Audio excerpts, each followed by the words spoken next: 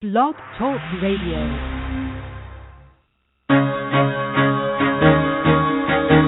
Carol the Coach. Sex, love, and relationships. We talk about it here. Carol the Coach. Compassion with contemporary relevance. I am a psychotherapist. I can be your personal life coach, and I can help you with your issues. There are no problems too small or too big. You can talk about anything. Speaker, columnist, radio TV host, and commentator. Carol the Coach brings messages of wellness and empowerment within reach of everyday people every day. Almost 5 years ago, I lost my soulmate in an accident. He was killed in a plane crash. Life just, for me, has seemed to stop. There are groups all over the city. I teach one. It is a specific way to start thinking so that you shift how you see the world, which then shifts your energy, and then you feel better and you actually see things differently. Carol the Coach, always available too at carolthecoach.com. Now, I've got Russell on the line. I'm 47 years old. I'm a truck driver. I am married. I have a wife in San Francisco. Okay. I haven't been home in 6 months. My thing is, I don't know if I have a sex addiction or what the problem is.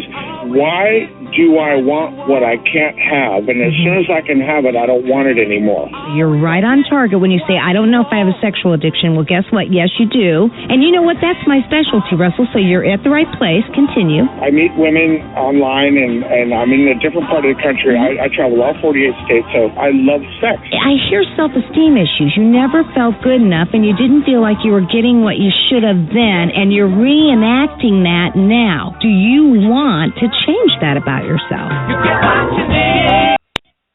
Oh, boy. I'm telling you, does Russell want to change that about himself? You know, that's the question I asked addicts, because truly, a lot of times when I'm contacted about a sexual addiction, the person isn't fully ready to commit to doing the things that they need to do. So what I have to do is to teach them what are the recovery tools, what do they need to do, and then I have to support them until they're ready to do it. Now, sometimes if they've absolutely hit a rock bottom, then they are ready to do what it is they need to do. As a matter of fact, you know, they can't do it fast enough. Those are always some pretty motivated people, and I love that because they're willing to take charge and to create the change that they want to make. Now, when I work with partners, you know, so oftentimes I get a lot of partners that they want me to fix their husband or their wife. And they don't know that there's things that they have to do too. And boy, I am so sorry about that. You know, it doesn't seem fair that by default a partner of a sex addict would have to make a lot of changes, but truly they do. Now, here's what I know about marital therapy and marriages in general.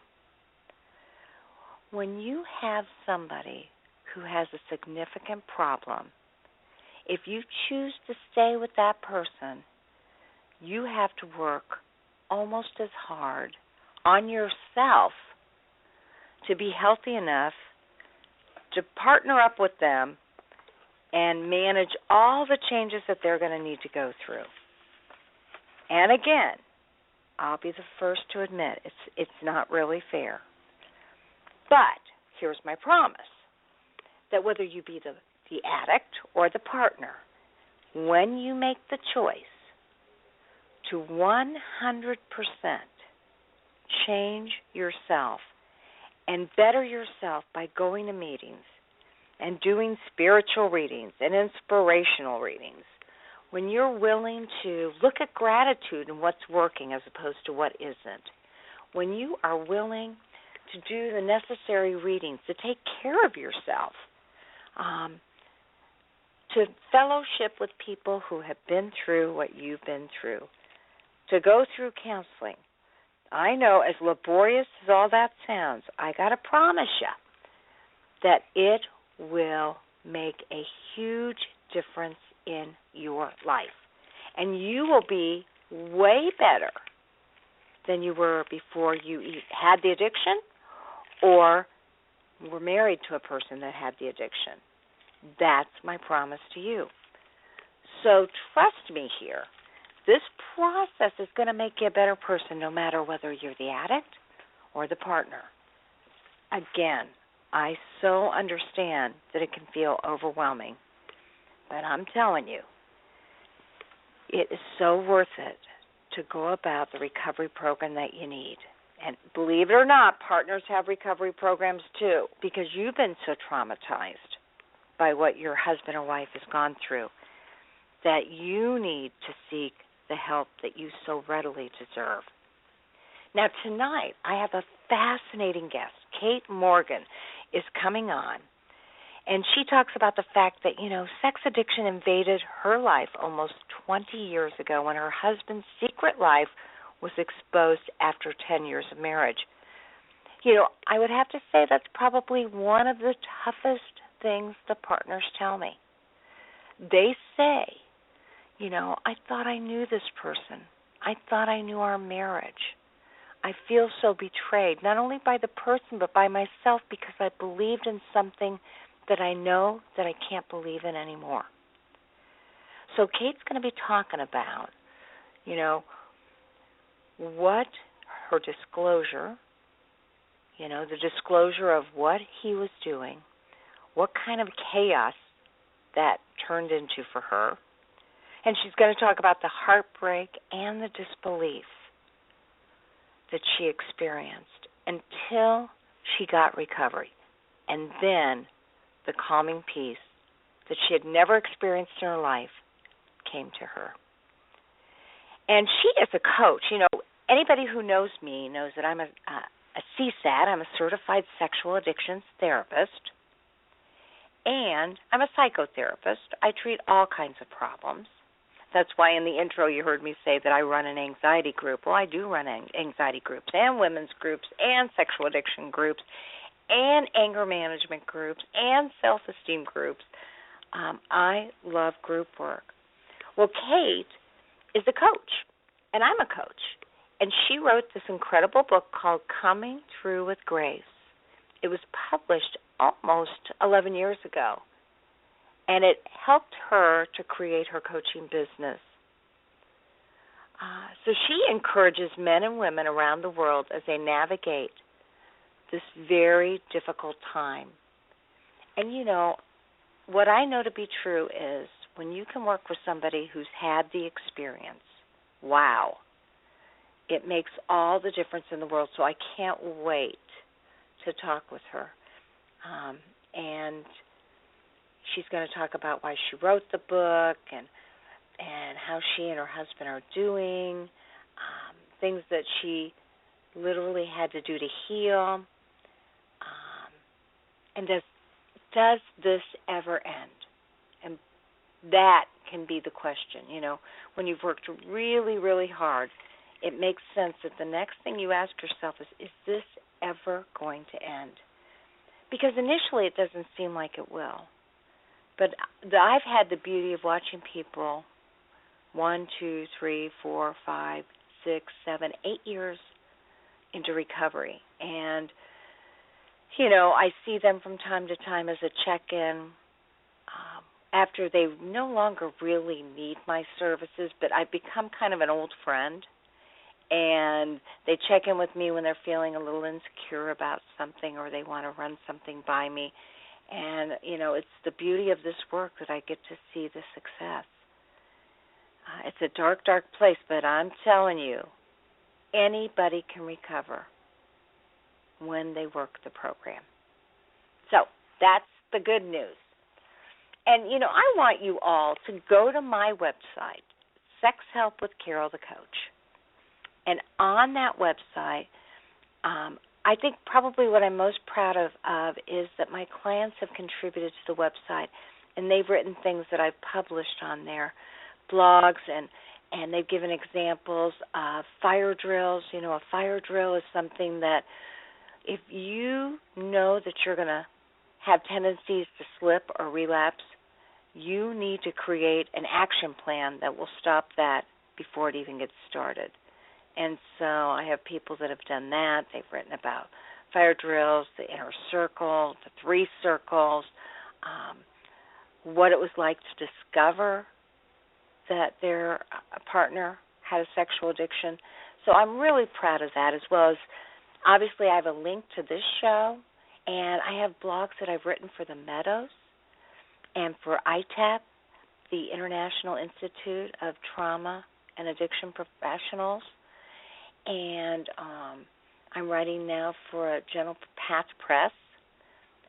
If you go to my Carol the Coach website, you'll see that I've got 600 blogs of articles that I've written for magazines, for over 10 magazines. And so, like I said, sex addiction is not the only thing I do. But clearly it is my new love and my new passion, and I feel so fortunate to get to work with you folks and to help you, as Kate would say, navigate through all the pain and the trauma. And that's what I love to do. I also answer email at carolthecoach@aol.com.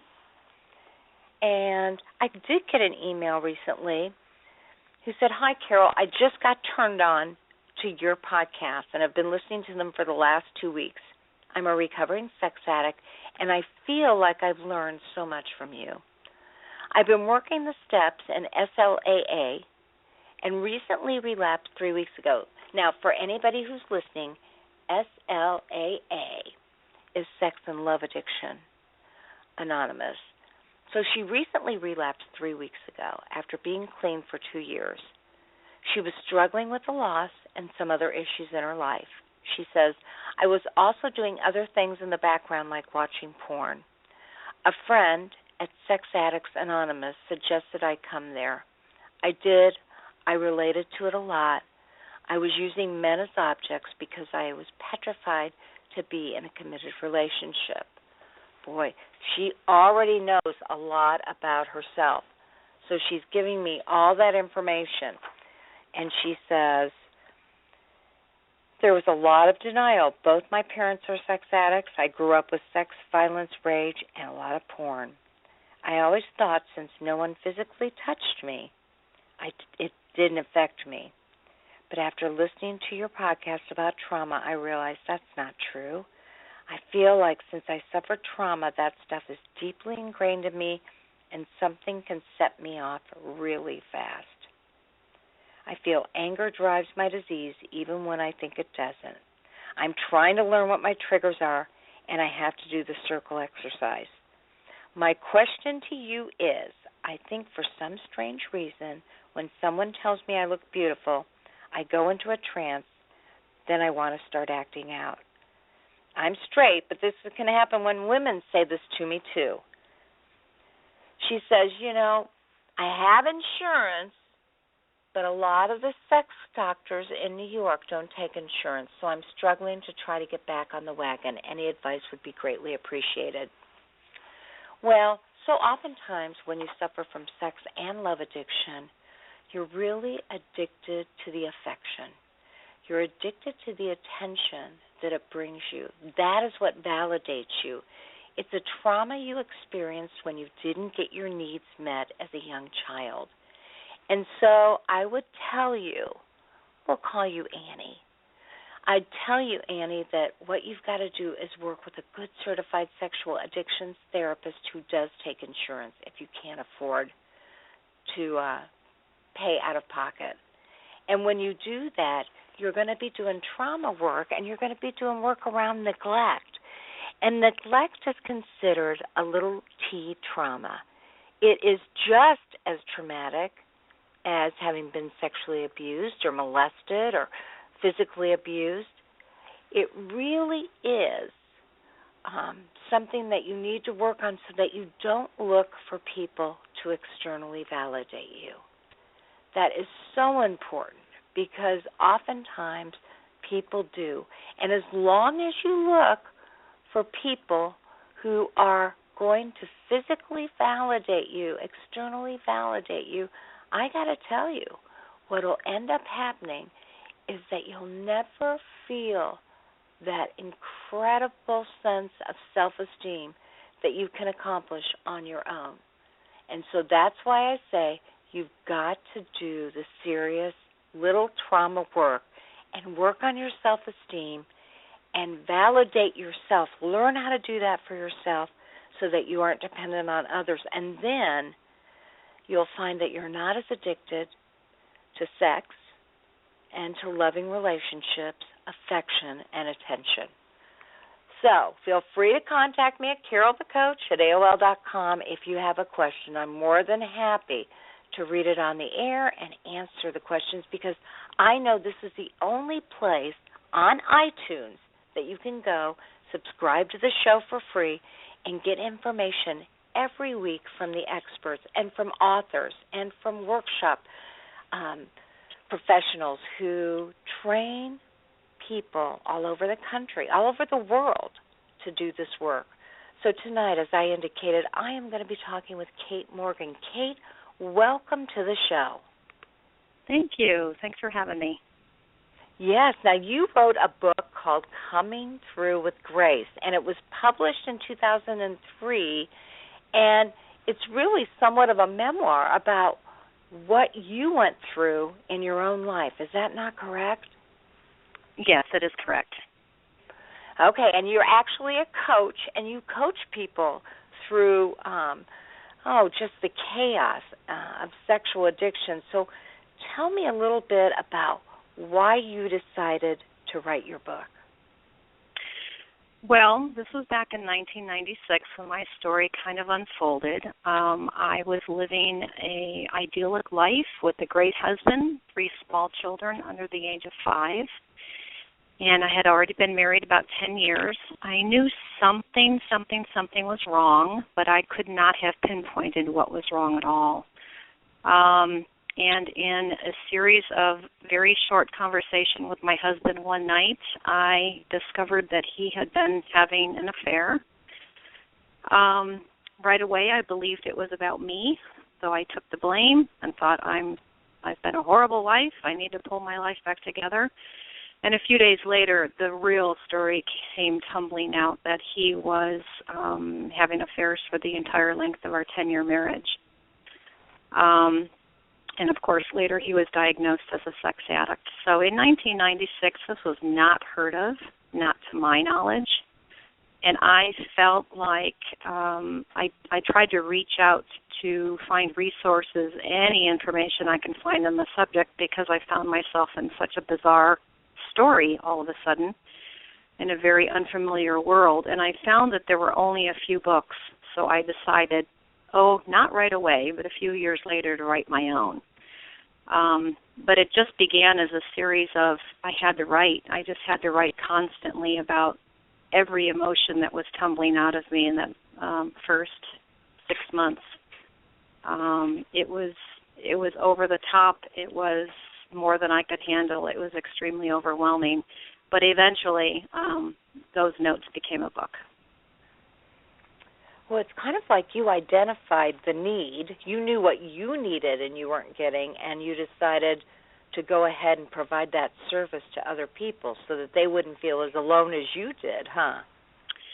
Definitely. And I had a real interesting spiritual awakening as a result of this entire weird, bizarre scenario that I found myself in.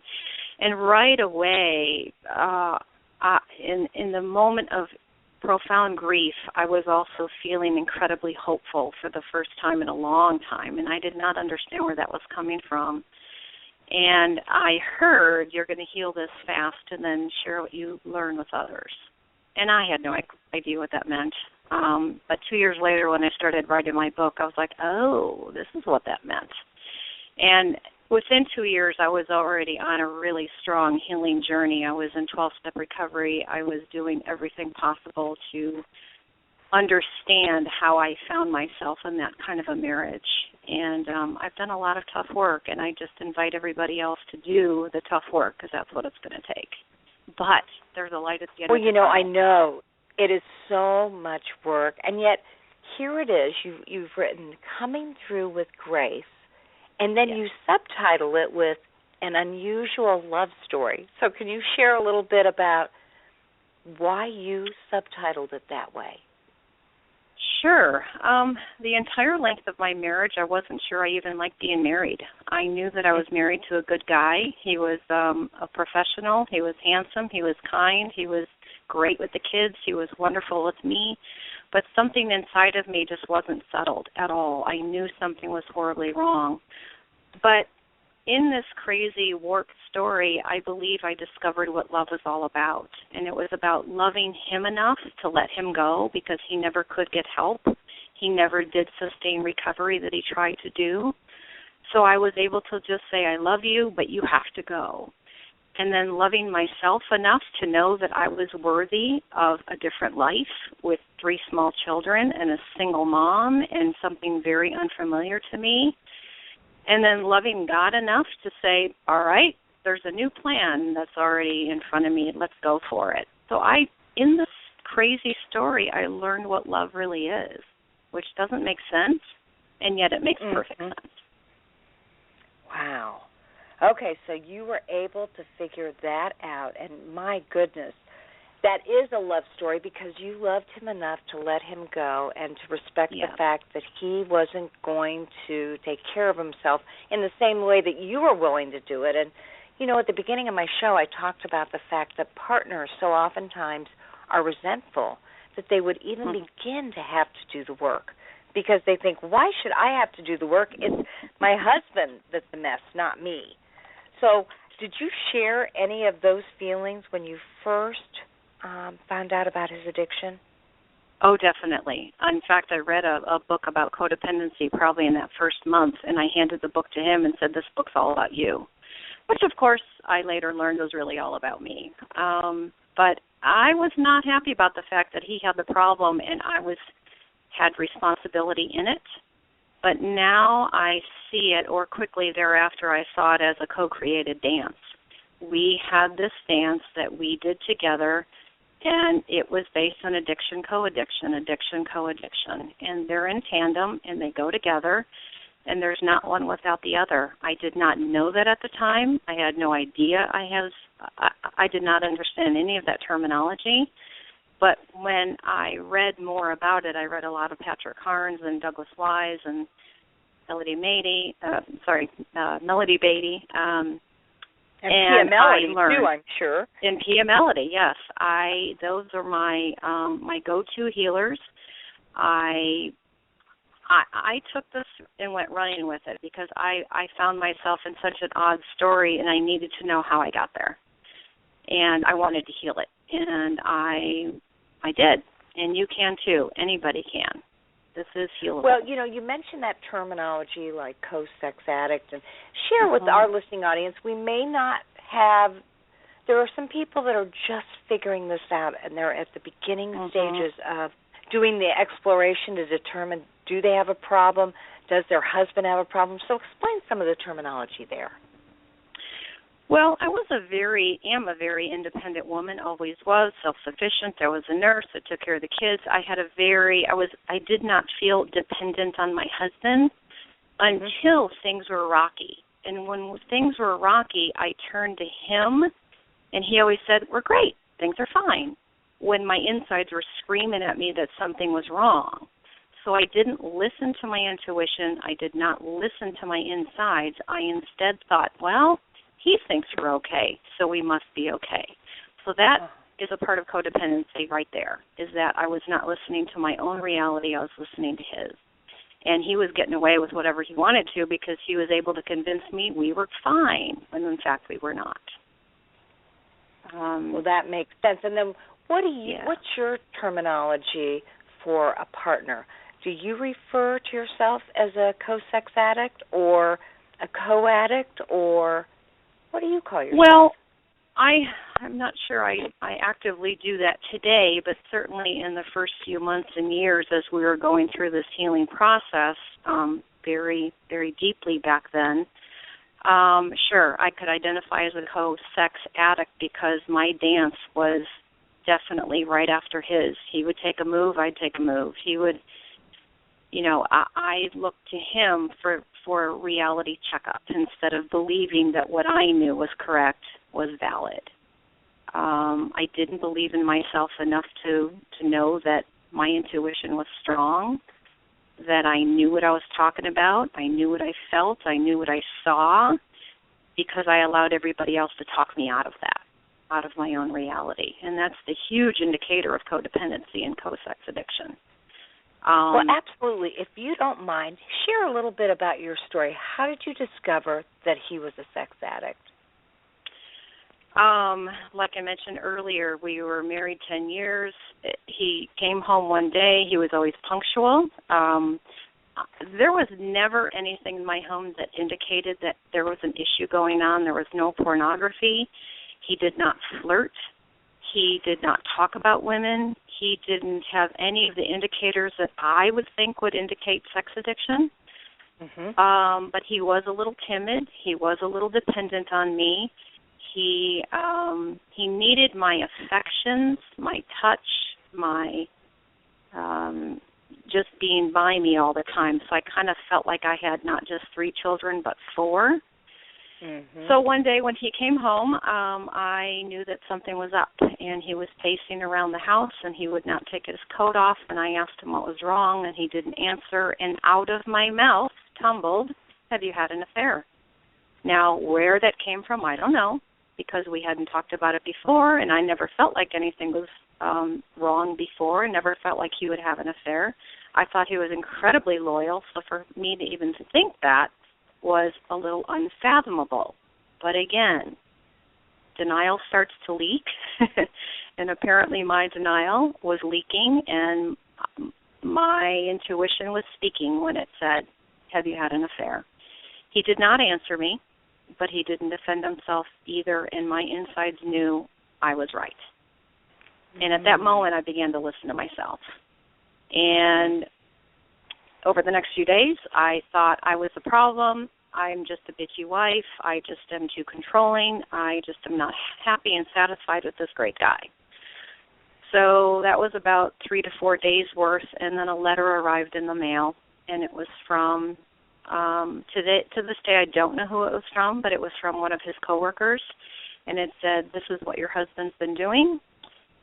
Apparently a letter that my husband wrote to another woman in a different state ended up on his coworker's email. So talk about serendipities or a God moment. That was huge. Mm-hmm. So I confronted my husband, and, of course, the whole real story came tumbling out. And immediately, like within days, we were both in 12-step because we were both horrified. How the heck could this happen? We were in our early 30s, and, again, we had a 1, 3, and a 5-year-old. So we both got into 12-step, and I began to get it. I was hit with such a hard Mack truck that I got it because I had no other choice but to get it. He wavered for a long time. He did sustain recovery for about 14 months, and in that time we were committed to trying to salvage the marriage. And I was soaring, and he was kind of soaring, and then realized in the end he couldn't do it. So that, in a nutshell, is our first 14 months.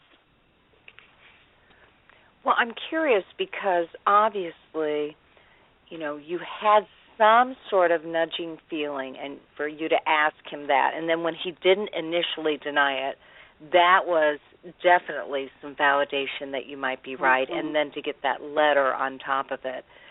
What was your reaction? I mean, did you rage? Did you scream? Did you punch? Did you push? Did you isolate? Did you walk away? What did you do?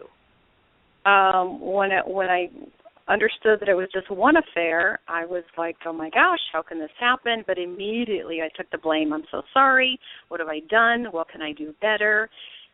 Which is kind of weird for me now to remember that, because at the end there, I wasn't really in love with him anymore. I loved him, but things had deteriorated so much emotionally between us that we were more like roommates. So here was my perfect out to leave the marriage, and yet I panicked, because my belief was, if you don't adore me, then who will? Because I certainly didn't adore me. I didn't have those feelings for myself with any kind of self-esteem or self-respect or instead of saying, hey, bucko, you've got the issue, you go deal with it, I thought I had the problem and I was going to fix it for both of us.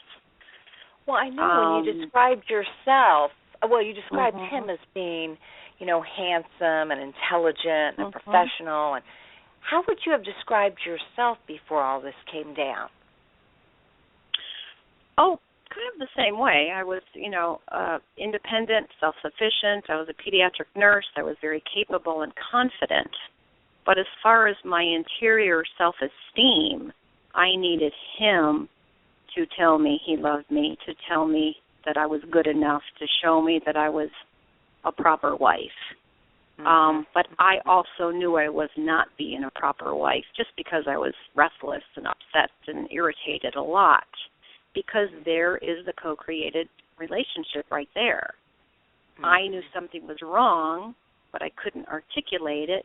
He denied it, and therefore my insides were going crazy. So it's a really weird, insidious dance that a couple will do, and it's so subtle sometimes. I didn't know we were doing this until I looked back. I thought we had it all together, and yet just something was a little off. Did you ever find out who wrote the letter? No, I never did. Yeah. But that's one of those things you wonder if that's not the person that was having the affair busting him so that he would leave you so that she would end up with him. You just always wonder, was it a do-gooder or was it somebody who was trying to break up the marriage? That's funny because I've never considered that. I assumed the entire time that it was somebody at his job, and I think it was because there was some telltale information. But because I don't know exactly who it is, I just consider that person my angel because thank God my marriage crumbled. Thank God the whole story came out. Thank God I was young and could repair the marriage or repair myself and move on. Because if it had happened now, it would have been, I would have been in the marriage still. So I'm grateful all the way around, and it's okay that I don't know who it is. Absolutely. And then, you mentioned that you went to a 12-step group, so I'm assuming you went to COSA or some group like that actually had some expertise with sex addicts. Actually, what happened, I was in a small town, so I went to an Al-Anon meeting and completely crumbled and told them my story, and of course, they probably had no clue what I was talking about. But from there, I was able to get some initial healing, and then with all the reading that I was doing, and I did start a COSA group in my small town for a little while. It didn't take off because my town was so small, and people they were pretty reluctant to join. But I got the healing in several different ways because I reached out. I really made it my mission to heal. Well, I admire you for starting that group. They say for any 12-step group, all you really need is 2 people to start the group, build it, and it will come. And so obviously for you have to admit that clearly, for whatever reason, the attendance wasn't there or it didn't work out, but didn't you feel accomplished that you had tried to get that thing started? Oh, definitely. And the sad fact was that in my circle of friends, I had picked out sex addiction in 2 of my friends' husbands. So it was rampant in my own little circle of friends, which shocked the heck out of me. I didn't expect that one. But I watched it unfold in several families. Well, and that's what I say. For anybody who's experiencing this now, whether you're an addict or whether you're a partner, although sex addiction has been around forever with pornography and technology and smartphones and that accessibility, anonymity, and affordability, it's absolutely epidemic. And so, you're really a pioneer in the field, and your book is a pioneer's dream, in that you were able to have the courage to write about yourself. So many people would feel shame or humiliation. Well, 2 years into it, I was already pretty proud of what I had done, and I was I knew I had come a long way, and I also knew I had some really good information to share. The book makes people uncomfortable because it's really a raw version of my story. It kind of takes you through moment by moment of what I was feeling, and it's extremely raw. And people have a hard time because they can either resonate with it, which is hard, or they don't understand it, and that's okay. I've had all sorts of people, tell me that they could or could not read the book, but on some levels, people have gotten something out of it. This is an insidious disease, and it's become more rampant in the 18 years since I went through it, and it's profound. I'm sad for the number of families and marriages that are getting harmed, because I never could have imagined that I would be in this story. Never in a million years. Yeah, and yet you didn't have any history in your family of origin or the generations before you that there was some infidelity or sexual addiction? No, but I believe what goes hand in hand with this very strongly is sex abuse, and there is sex abuse all over my family, and I think in his a little bit. I'm not real sure on that. So I believe personally, for me, that's how my filters got destroyed, was by enduring sex abuse as a kid, and then my filters for healthy sexuality were skewed. So I was unconsciously able to hook into a sex addict. He didn't know it, I didn't know it, but we were young, and this is how subconsciously we do partner up with people who we need a healing from. And ultimately, I believe that's what happened. As a result of marrying a sex addict, that whole profound, ugly story was able to heal so much in me, including the sex abuse. Because you got to look at all the issues. Well, absolutely, and I agree it goes hand in hand, because what we see is there are really two types of sex addicts. The kind that kind of create a habit disorder, behaviors get compulsive because there's this habit disorder, this compulsion, this anxiety inside of the person. The second way is obviously that they've been abused either physically, emotionally, or sexually. And what we know to be true is that partners partner up with each other if there's a history of abuse. So let me ask you, do you have a platform other than this book to share your story? Do you speak out loud? Have you been on radio shows or television to kind of share your wisdom?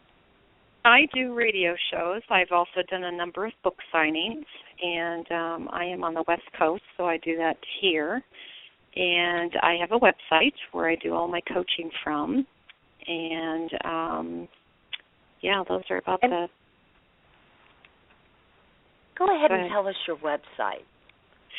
It's KateMorganCoaching.com. Okay, and then, you call yourself a coach, and certainly there are all types of coaches, all types of training. Was yours from the School of Hard Knocks, or did you actually go to and get certified, go to a coaching school? Mine is a little bit of both. School of Hard Knocks, for sure, is where I learned all the hard lessons and the valuable lessons. And then I'm also a nurse, so I understand addiction from a medical point of view, scientific point of view. And then I was trained as a coach. So a little bit of everything. And combined, it's really quite rewarding to help people in the throes of this, whether in addiction or in co-addiction. I mostly service the co-addicts, but I certainly speak to sex addicts as well. And I do speak with people all over the world, and the amazing piece is that all the stories are the same. The details are different, but the major story is the same, and it's amazing to me. Well, tell me a little bit about how the kids are doing, because obviously they're experiencing some of the consequences of the sex addiction with you and Dad not being together. Yeah, they were little. They were 1, 3, and 5 when the story came out, and 3, 5, and 7 when he left our home. He was an incredible father while he lived with them, but I believe what happened is he began to distrust himself as an upstanding citizen, perhaps, or a person with integrity, and he started bowing out of their lives a little bit. He kept in touch with them and certainly saw them weekly, but not to the extent that he had been when he was with us. And then after about 5 years, I moved 1,500 miles away, and he does come and visit them. They are now all in college. My youngest is 19. And they have done quite well. I still believe they're going to have a story to heal with their father, but that's none of my business. That's theirs. That's their relationship.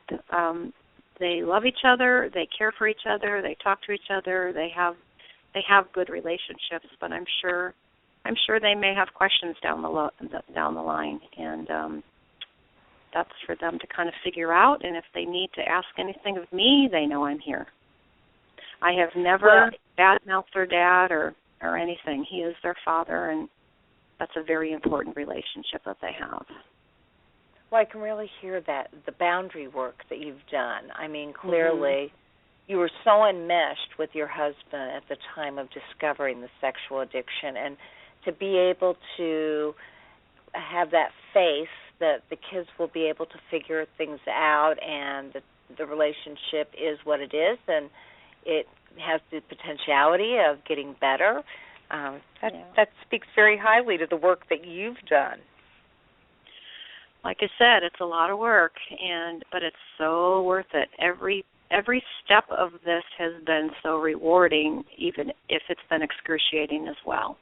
I would not want to repeat this experience, but I am profoundly grateful that it happened.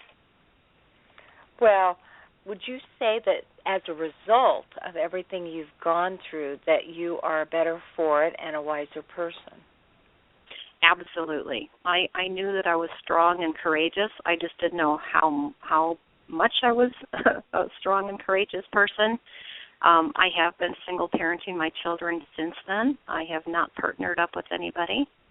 I've certainly dated, but I'm very proud of who I've become as a result of this story. I've lost a lot of relationships because I now speak the truth and I say it like it is, and I've lost people as a result of it, but that's okay because honesty is very important to me, healing is extremely important to me, and integrity, and that's what I stand by. Well, and I'm a believer that in healthy relationships, conflict breeds intimacy. So obviously, if those people could not weather the storm of your assertiveness and your honesty, that wasn't a healthy relationship to begin with. Exactly. Yes, I agree. Yeah. So now, after several years in recovery, and that's how many years now? Well, it's 96. What is that, 18? Uh-huh. 18. So almost 2 decades worth of recovery. Wouldn't you say that your life is easier now? You know, I'm not sure it's easier, but it certainly is different. And sometimes that's easier and sometimes that's harder.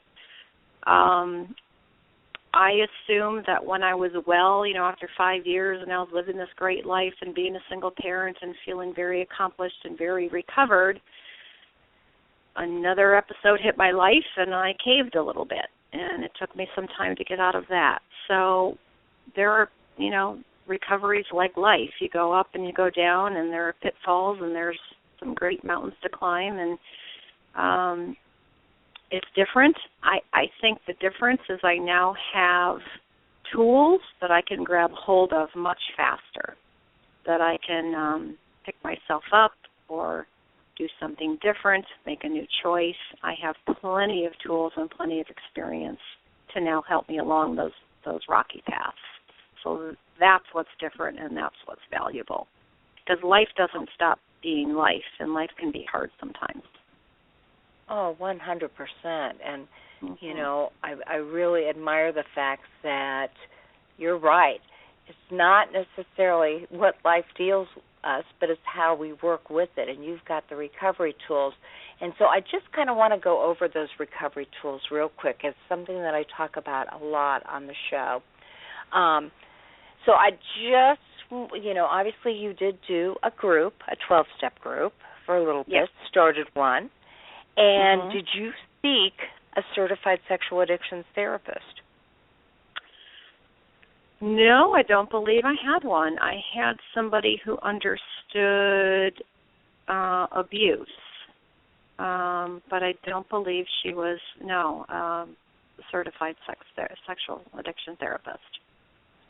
Okay, and you know, that is so important that you did have somebody who worked specifically with the trauma of abuse. And that is a wonderful thing. For anybody who's listening to the show, you find people that are certified in sexual addiction by going to sexhelp.com, which is actually Dr. Carnes' site. And you just put in your zip code, and it shows you whoever is closest to you. I think it can really help cut to the chase. There are 1,600 of us across the globe. But like you said, you know, 16, 18 years ago, people weren't even talking about this, let alone specializing in it. Oh, nobody was. Yeah, I found like 3 books, and they were immensely helpful, and one of them was Patrick Carnes. Right, and that's the other recovery tool, is that you definitely did do recovery reading. Now, let me ask you, because we say that there's this Bible for partners who are experiencing a loved one with sexual addiction, and it's called Mending the Shattered Heart, and it's by Stephanie Carnes. Did you ever see that book? No, but I'm going to go find it now. Yes. No, and in fact, most of the reading that I did was from the sex addict's point of view, and that's why I thought, somebody needs it from the sex addict's point of view. I did read a book by, Back from Betrayal by Jennifer Schneider. That was out. And that was about it. She's absolutely wonderful, too. Yeah. Okay, and then I want to ask you, what healthy behaviors did you participate in? Because obviously in getting to know yourself better and identifying your needs, there had to be things that you made a commitment to actually do. Well, the biggest thing that I actually did, and I'm a great proponent of now and encourage everybody else to do, is listen to your intuition. Because after my marriage fell apart, I wrote down all the times that I remembered my intuition speaking, and every single time was correct.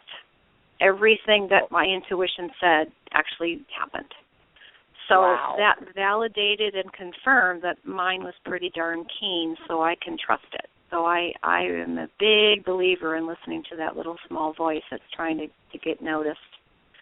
I still struggle with it, but it's certainly I go to it much faster than I ever did 20 years ago. I also practice healthy behaviors. Yes. What healthy behaviors did you practice? Well, healthy boundaries. I was when my ex-husband was not willing to get help, I did an intervention. And when he wasn't willing to go to rehab, I asked him to leave, and he left that very day. Wow. I practiced healthy boundaries between him and my children, who are very small. I practiced healthy boundaries between me and him and what I wasn't willing to accommodate and what I was. I stayed out of his business and out of his recovery or lack of recovery. I was very much on my own path, willing to heal, and I did everything I could to make that happen. Fantastic. And how about the development of fun in your own life? What did you end up doing for fun as you were coping with all the stress and all the recovery? Funny you mention that, because I think as co-addicts we forget to have fun, which is just so darn sad, and I certainly was one of them. I was very serious, and I was irritated a lot, so I wasn't a very fun person to be around. But right after my story happened, about 6 weeks later, a friend of mine asked if we could take our small children to Disneyland, and it was in Disneyland where I actually heard myself laugh for the first time in 6 weeks. And I thought, okay, I'm going to be all right. I can laugh again. And it took a long time before I stopped hurting. In fact, my daily mantra was, breathe. I would just get out of bed and say, just breathe, because I felt like I had been kicked in the gut for so long.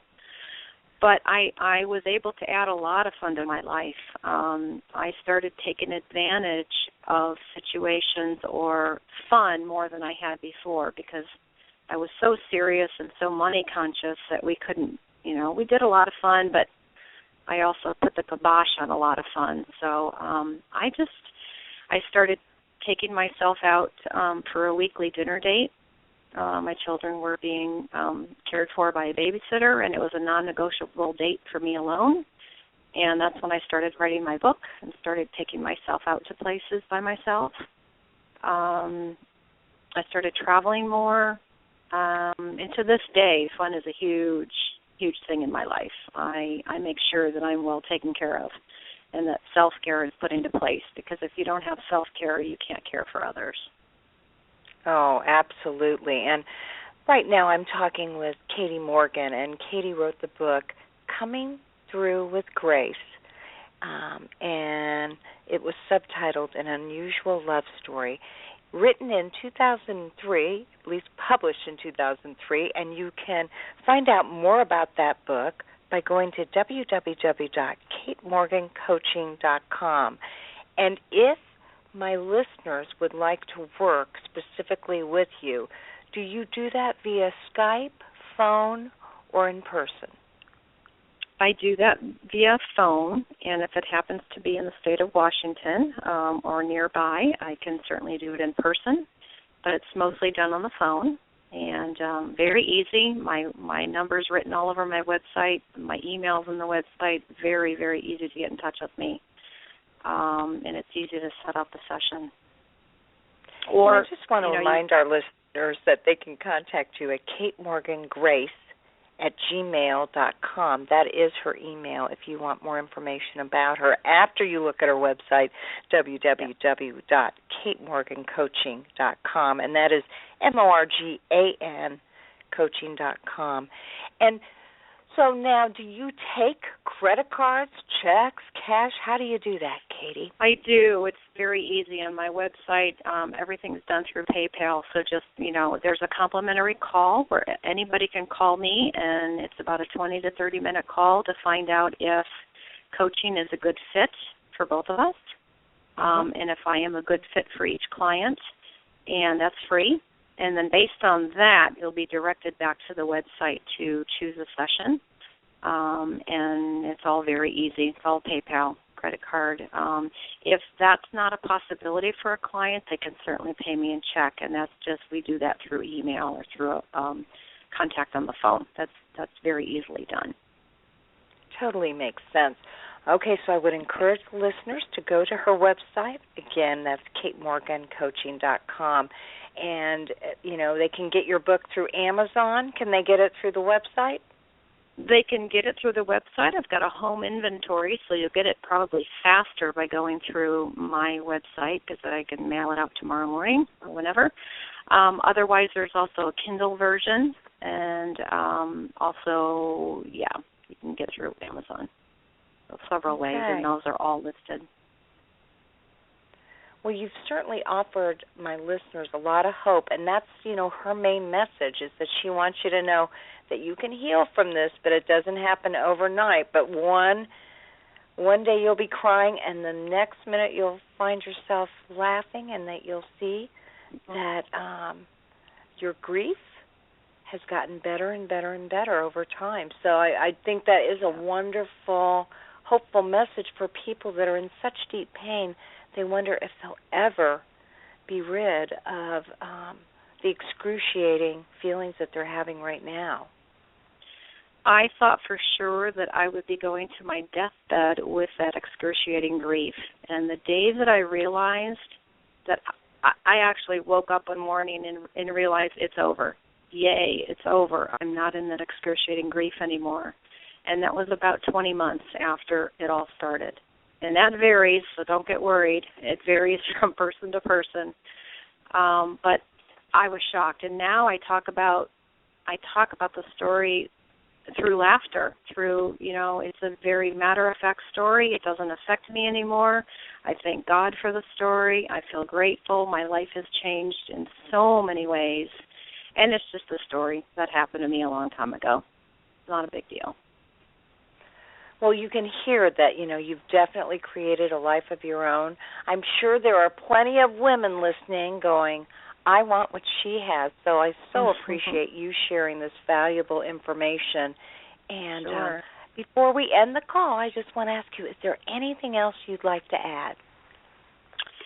Well, just that you can get through this. You really, really can. I know there are so many people who ask me, can I get through this? And my answer is absolutely yes. And it'll be a rewarding ride, even if it's hard. It'll be very rewarding.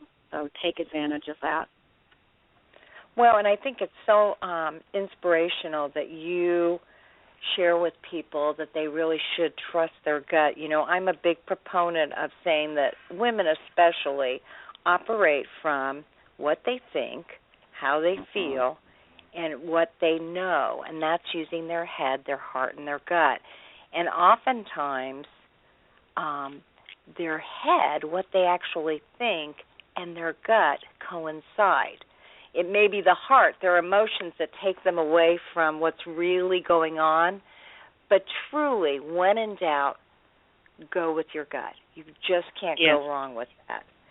So it's nice to hear that, you were so good at listening to that once you got the hang of it and could see that everything you were doing was right.